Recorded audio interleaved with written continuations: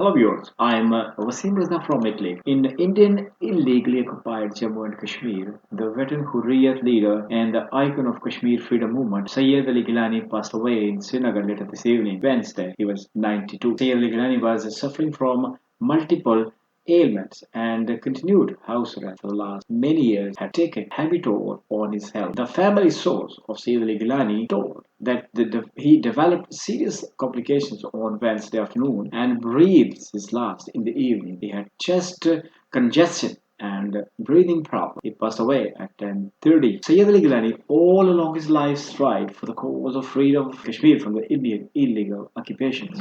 He remained at the forefront of the Kashmiri struggle, the right of self-determination. He remained associated with Jamaat Islami, Jammu and Kashmir, for the most part of his life, but later founded his own party by the name of Tehreek-e-Hurriyat Jammu and Kashmir. He led all parties Hurriyat conference until late, quitting the pro-freedom Malaga due to his worsening health condition. Sayyid Gilani was a staunch opponent of Indian illegal occupation of Jammu and Kashmir. He remained passionate advocate of Jammu and Kashmir accession to Pakistan all along his life. The slogan Pakistan is ours. We are Pakistani. He was coined by Syed Gilani. President Dr. Arif Ilvi last year conferred Nishan-e-Pakistan, the country's highest civil award, on Syed Ali Gilani in recognition of his decade-old struggle for Kashmir's right of self-determination. In Indian authorities have besieged the Hyderpura residence of veteran Hurriyat leader Syed Ali Gilani to prevent people from paying tribute to him. Stay tuned with us till next video. Goodbye.